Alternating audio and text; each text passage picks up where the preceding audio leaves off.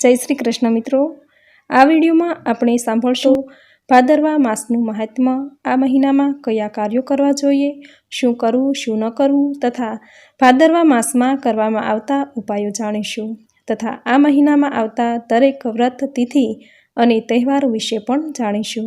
જો આપને વિડીયો પસંદ આવે તો લાઇક, શેર, કોમેન્ટ કરી ચેનલ પર જો નવા છો તો ચેનલ સબસ્ક્રાઈબ કરી બાજુમાં બેલ આઇકન પ્રેસ કરી દેજો। ધન્યવાદ। મિત્રો, ભાદરવો માસ એટલે પિતૃઓને પ્રસન્ન કરવાનો માસ। જે રીતે શ્રાવણ માસમાં ભગવાન શિવને પ્રસન્ન કરાય છે, એવી જ રીતે ભાદરવા માસમાં પિતૃઓના ઋણમાંથી મુક્ત થવા માટે પિતૃઓને પ્રસન્ન કરવા શ્રાદ્ધ તર્પણ કરવામાં આવે છે। દરેક મનુષ્ય ઉપર દેવ ઋણ, પિતૃ ઋણ અને મનુષ્ય ઋણ એમ 3 ઋણ માનવ માત્ર પર રહેલા હોય છે। આ ત્રણેય ઋણમાંથી મુક્ત થવાનો માસ એટલે ભાદરવો માસ। ભાદરવા માસની પૂર્ણિમાના દિવસે ભદ્રા નક્ષત્ર હોય છે। આથી આ નક્ષત્ર ઉપરથી આ મહિનાને ભાદરવો માસ કહેવામાં આવે છે। આ મહિનાના અધિષ્ઠાત્રા દેવ પિતૃદેવ છે તથા આરાધ્ય દેવ ભગવાન શ્રી ગણેશ છે। આ મહિનામાં દેવ અને પિતૃ એમ બંનેની કૃપા પ્રાપ્ત કરવાનો મહિનો। આ મહિનામાં સ્નાન, દાન, શ્રાદ્ધ અને તર્પણ કરવાથી પાપનો નાશ થાય છે, પુણ્યની પ્રાપ્તિ થાય છે। પિતૃઓ પ્રસન્ન થઈ સુખ, શાંતિ, સમૃદ્ધિ અને વંશવૃદ્ધિના આશીર્વાદ આપે છે। આ મહિનામાં પિતૃ કાર્ય થતા હોવાથી કોઈ શુભ કાર્યો જેવા કે લગ્ન, સગાઈ, ગ્રહ પ્રવેશ, નવા ધંધાની શરૂઆત, જનોઈ વિધિ વગેરે નથી કરાતી। આ મહિનો શૂન્ય મહિનો કહેવાય છે, આથી આ શુભ કાર્યો વર્જિત છે। શ્રાવણ માસની જેમ જ ભાદરવા મહિનામાં વ્રત ઉત્સવોની શ્રૃંખલા ચાલુ રહે છે। ભાદરવા માસના પ્રથમ દિવસથી જ રામદેવ પીરના નોરતા શરૂ થાય છે, જે 9 દિવસ ચાલે છે। ભાદરવા સુદ ચોથ ગણપતિ ઉત્સવ શરૂ થાય છે, જે 10 દિવસનો આ તહેવાર હોય છે। ત્યાર પછી ઋષિ પાંચમ, વામન જયંતિ, શ્રાદ્ધ પક્ષ, રાધાષ્ટમી, પરિવર્તિની એકાદશી, કેવડા ત્રીજ વગેરે પવિત્ર તહેવારો આવે છે। આ મહિનામાં ભગવાન શ્રી ગણેશ, સૂર્યનારાયણ તેમજ પીપળાની પૂજા કરવાનું મહાત્મ્ય છે। આ માસમાં પ્રાતઃકાળે સૂર્યોદય પહેલાં ઉઠી જવું, સ્નાન કાર્યથી શુદ્ધ થઈ ભગવાન સૂર્યનારાયણને શુદ્ધ જળનું અધર્ય આપવું, પીપળાને જળ સીંચવું, શુદ્ધ ઘીનો દીવો કરવો, જો બની શકે તો આખો ભાદ્ર માસ પીપળાને પાણી રેડવાથી પિતૃ પ્રસન્ન થાય છે, તેના વંશજોને સુખ, સમૃદ્ધિ અને સંતાનના આશીર્વાદ આપે છે। ભાદ્ર માસમાં બની શકે તો આખો મહિનો એકટાણું કરવું, દિવસના સૂવું નહીં, દહીં, છાશ, ડુંગળી, લસણ વગેરે ભોજનમાં ન લેવા। આ મહિનામાં દાન પુણ્યનું વિશેષ મહત્વ છે। ભાદરવો માસ એટલે પિતૃમાસ, આથી આ મહિનામાં બ્રાહ્મણ, જરૂરિયાતમંદ, દરિદ્ર નારાયણને જરૂરી ચીજ વસ્તુ તેમજ યથાશક્તિ દાન દક્ષિણા આપવી, ગાયને લીલો ઘાસચારો, પક્ષીને દાણા ચણ નાખવા। આ મહિનામાં પિતૃઓને યાદ કરીને દાન દક્ષિણા આપવાથી પિતૃઓ પ્રસન્ન થાય છે, તેના વંશજોને સુખ, શાંતિ, સમૃદ્ધિ અને વંશવૃદ્ધિના આશીર્વાદ આપે છે। શાસ્ત્રોમાં કહ્યું છે કે ભાદરવા માસના શ્રાદ્ધ પક્ષમાં પિતૃઓને તર્પણ કરનાર વ્યક્તિ દીર્ઘાયુષ્ય, પુત્ર પૌત્રાદિ, યશ, કીર્તિ, સ્વર્ગ, લક્ષ્મી અને સર્વ સંપન્ન તથા ધન ધાન્યની પ્રાપ્તિ કરે છે।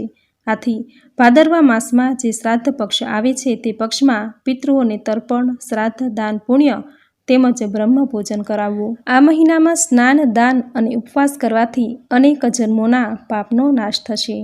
આ મહિનાને શૂન્ય મહિનો કહેવાય છે અને કહેવાય છે કે આ મહિનામાં ભૂલોને યાદ કરીને પ્રાયશ્ચિત કરવા માટેનો શ્રેષ્ઠ મહિનો છે। શાસ્ત્રોમાં કહ્યું છે કે ભાદરવા મહિનામાં અમુક ભોજન ન લેવું જોઈએ, જેમ કે આ મહિનામાં ગોળ ન ખાવો, ગોળ ખાવાથી સ્વર પેટી ખરાબ થાય છે, તલનું તેલ ન ખાવું, તેનાથી ઉંમર ઘટે છે, દહીં ન ખાવું જોઈએ, તેનાથી સ્વાસ્થ્યમાં ખરાબ અસર થાય છે તથા બીજાએ આપેલા ચોખા ન ખાવા જોઈએ, આમ કરવાથી તેના જીવનમાં લક્ષ્મીની હાનિ થાય છે। નાળિયેરનું તેલ પણ ન ખાવું જોઈએ, આમ કરવાથી સંતાન સુખમાં ઘટાડો થાય છે અને સંતાનની આયુષ્ય ઓછી થાય છે તથા આ મહિનામાં માખણ તો ચોક્કસ ખાવું જોઈએ, માખણ ખાવાથી તેની ઉંમર વધે છે। ગાયનું ઘી ખાવું, તેનાથી શરીરને શક્તિ મળે છે, ગાયનું દૂધ પીવાથી સંતાન પ્રાપ્તિ થાય છે તથા ગૌમૂત્રને પાણીમાં નાખીને સ્નાન કરવાથી દરેક પાપનો નાશ થાય છે। ભાદરવા મહિનાની સુદ નોમથી પૂર્ણિમા સુધીના જે દિવસો આવે છે તેને ભાગવત સપ્તાહ દિન તરીકે ઉજવવામાં આવે છે। ભાદરવા મહિનાની સુદ પૂનમથી નોમ સુધી શુકદેવજી મહારાજે શ્રીમદ ભાગવતજીની કથા કરી હતી અને પરીક્ષિત મહારાજે આ કથા શ્રવણ કરી હતી. આથી આ દિવસોમાં ભાગવત કથા સાંભળવાનો પણ મહિમા છે. ભાદરવા મહિનાની સુદ એકાદશી એ દાણ એકાદશી તરીકે ઉજવાય છે. દાણ એકાદશી એટલા માટે કહેવાય છે કે આ એકાદશીના દિવસે ભગવાન શ્રી કૃષ્ણે માખણ ચોરીની લીલા કરી હતી. શ્રી કૃષ્ણ ભગવાને આ લીલામાં ગોપીઓના મનરૂપી માખણની ચોરી કરી હતી. આથી આ દિવસે ભગવાનની દાણ લીલાની કથા સાંભળવાનો મહિમા છે. તથા ભાદરવા માસની દ્રાદશી એટલે વામન દ્રાદશી. આ દ્રાદશીએ ભગવાન વામનનું પ્રાગટ્ય થયું હતું. વામન ભગવાન બલિરાજા પાસે ભિક્ષા માંગવા ગયા અને 3 ડગલામાં બલિરાજાનું બધું જ લઈ લીધું. પહેલા 2 ડગલામાં પૃથ્વી અને પાતાળ લઈ લીધા અને ત્રીજા ડગલામાં બલિને લઈ લીધો. આવી રીતે દ્રાદશીના દિવસે વામન દ્રાદશી ઉજવવામાં આવે છે. ભાદરવા મહિનાની 14 આ દિવસે ભગવાન અનંતની પૂજા કરવાનો મહિમા છે. આ 14ને અનંત 14 પણ કહેવામાં આવે છે. આ દિવસે મા જગદંબાની પૂજા ઉપાસના કરાય છે અને ત્યાર પછી શ્રાદ્ધ પક્ષનો આરંભ થાય છે. ભાદરવા સુદ પૂર્ણિમાથી અમાસ સુધીના 16 દિવસ એટલે શ્રાદ્ધના દિવસો. આ 16 દિવસ શ્રદ્ધાપૂર્વક પિતૃઓનું ઋણ ચૂકવવાનો અવસર આવે છે. પિતૃઓના મોક્ષાર્થે ઋણમાંથી મુક્ત થવા પિંડદાન, વસ્ત્રદાન, બ્રહ્મ ભોજન કરાવાય છે. આ પરંપરા આપણી આદિકાળથી ચાલતી આવી છે. ભગવાન શ્રી હરિ વિષ્ણુએ ગરુડ પુરાણમાં કહ્યું છે કે પિતૃઓનું શ્રાદ્ધ અવશ્ય કરવું જોઈએ. મહાભારત કાળમાં મહાઋષિ દત્તાત્રેયના તપસ્વી પુત્રી નિમિએ પણ તેના પિતાનું શ્રાદ્ધ કર્યું હતું. તથા દશરથ રાજાના અવસાન બાદ 14 વર્ષના વનવાસ દરમિયાન ભગવાન રામે કંદમૂળથી પિતૃ શ્રાદ્ધ કર્યું હતું. શ્રાદ્ધ પક્ષમાં પિતૃઓને શ્રાદ્ધ નાખવામાં આવે છે. આ વિધિમાં કાગડાને વાસ નાખવામાં આવે છે. શ્રાદ્ધ પક્ષના 15 દિવસો દરમિયાન પોતાના પિતૃઓને યાદ કરીને તેની મૃત્યુ તિથિએ શ્રાદ્ધ કરાય છે. આ રીતે પિતૃઓનું ઋણ શ્રાદ્ધ દ્વારા ચૂકવવામાં આવે છે. વર્ષ દરમિયાન કોઈ પણ માસ કે તિથિએ પિતૃઓનો સ્વર્ગવાસ થયેલો હોય તો ભાદરવા વદ પક્ષની તે તિથિએ તેનું શ્રાદ્ધ કરવામાં આવે છે. અને કહેવાય છે કે ભાદરવા મહિનામાં પિતૃઓને શ્રાદ્ધ કરવાથી તેઓ વર્ષભર પ્રસન્ન રહે છે અને આખું વર્ષ આપણું સુખ શાંતિમાં પસાર થાય છે. પિતૃપક્ષમાં શ્રાદ્ધ તો મુખ્ય તિથિઓનું જ હોય છે, પરંતુ તર્પણ તો દરરોજ કરવામાં આવે છે.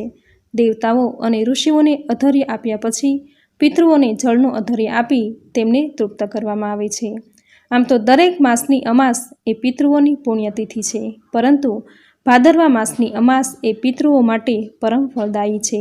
એવી જ રીતે પિતૃપક્ષની નોમ એ માતાના શ્રાદ્ધ માટે પુણ્ય ફળ આપનારી છે. પિતૃ શ્રાદ્ધ માટે ગયા તીર્થ એ સૌથી પવિત્ર છે, જ્યારે માતૃ શ્રાદ્ધ માટે સિદ્ધપુર ઉત્તમ મનાયું છે. આ પુણ્યક્ષેત્રમાં માતૃ શ્રાદ્ધ કરવાથી પુત્ર પોતાની માતાના ઋણમાંથી સદાય મુક્ત થઈ જાય છે. આદિત્ય પુરાણમાં લખેલું છે કે જે માણસો દુર્બુદ્ધિવશ પિતૃલોક અને પૂર્વજોને નથી માનતા, તેનું શ્રાદ્ધ નથી કરતા, તો તેઓ સતત દુઃખી રહે છે.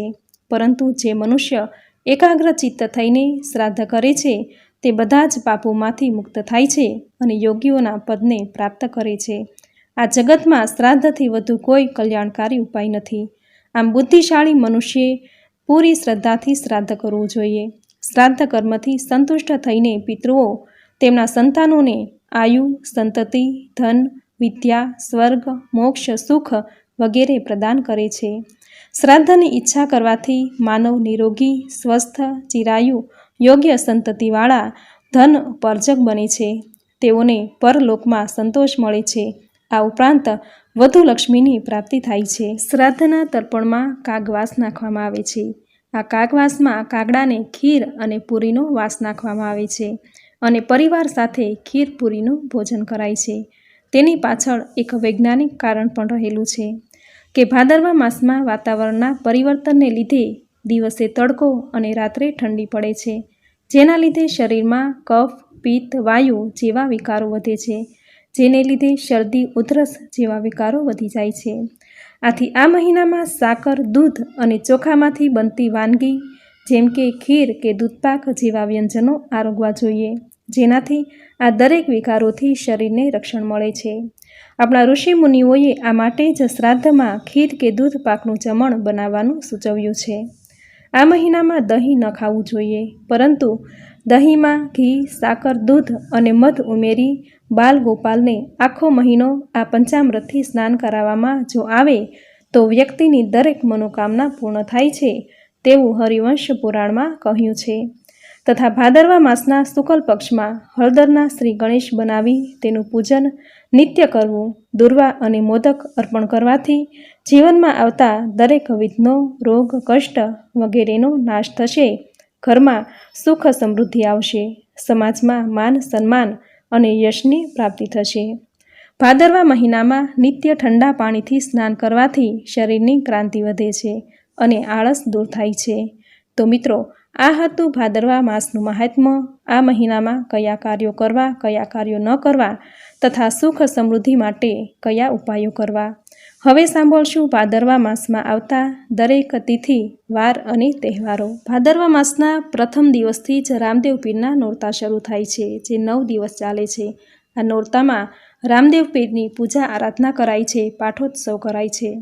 તથા ભાદરવા માસની સુદ પક્ષની ત્રીજ એટલે હરતાલિકા તીજ કે પછી તેને કેવડા ત્રીજ કહેવામાં આવે છે. આ દિવસે ભગવાન ભોળાનાથની પૂજા કેવડાથી કરાય છે. ભાદરવા માસની સુદ પક્ષની ચોથ આ દિવસે ગણેશ ચતુર્થી ભગવાન શ્રી ગણેશનો મહા ઉત્સવનો પ્રારંભ થાય છે, જે 10 દિવસ આ ઉત્સવ ચાલે છે. ત્યાર પછીનો બીજો દિવસ એટલે ભાદરવા મહિનાની સુદ પક્ષની પંચમી ઋષિ પાંચમ. આ દિવસે પાપનો નાશ કરી પુણ્યની પ્રાપ્તિ માટે ઋષિ પાંચમનું વ્રત કરાય છે. ભાદરવા મહિનાની સુદ પક્ષની છઠ આ દિવસે બલરામ જયંતિ મનાવાય છે. ભાદરવા મહિનાની સુદ પક્ષની અષ્ટમીએ ધરો આઠમનું વ્રત કરાય છે. પોતાના બાળકોની લાંબી આયુષ્ય, નિરોગી જીવન અને સુખાકારી માટે બહેનો ધરો આઠમનું વ્રત કરે છે. ભાદરવા માસની સુદ પક્ષની એકાદશી એટલે જળ ઝીલની એકાદશી. આ દિવસે ભગવાન શ્રી હરિવિષ્ણુની પૂજા કરાય છે. ભાદરવા માસની પૂર્ણિમા એટલે ભાદરવી પૂર્ણિમા અને ત્યાર પછી શરૂ થાય છે પિતૃપક્ષ. ભાદરવા માસના વદ પક્ષમાં પિતૃ શ્રાદ્ધ તર્પણ કરવામાં આવે છે. આમ શ્રાવણ મહિનાની જેમ જ ભાદરવો માસ આખો મહિનો ઉત્સવોની હારમાળા ચાલુ રહે છે. તો મિત્રો, આ હતું ભાદરવા માસનું મહાત્મ્ય. આ મહિનામાં કયા કાર્યો કરવા, કયા કાર્યો ન કરવા તથા જીવનમાં સુખ, શાંતિ, સમૃદ્ધિ માટે કયા ઉપાયો કરવા તથા શ્રાદ્ધ પક્ષનું મહાત્મ્ય, જેની સુંદર માહિતી તમે પૂરી શ્રદ્ધાથી અંત સુધી સાંભળી, જે સાંભળવી તમને જરૂર ગમી હશે. તો વિડીયોને લાઇક કરી કોમેન્ટમાં જય શ્રી કૃષ્ણ, જય ભોળાનાથ, જય પિતૃદેવ જરૂર લખજો. ચેનલ પર જો નવા છો તો ચેનલ સબસ્ક્રાઈબ કરી બાજુમાં બેલ આઇકન પ્રેસ કરી દેજો, જેથી આપણા આવતા દરેક નવા વિડીયોની નોટિફિકેશન તમને મળતી રહે. તો ફરી મળીશું આવી જ નવી ધાર્મિક માહિતી, નવી ધાર્મિક કથા સાથે. ત્યાં સુધી આપ સૌને મારા જય શ્રી કૃષ્ણ.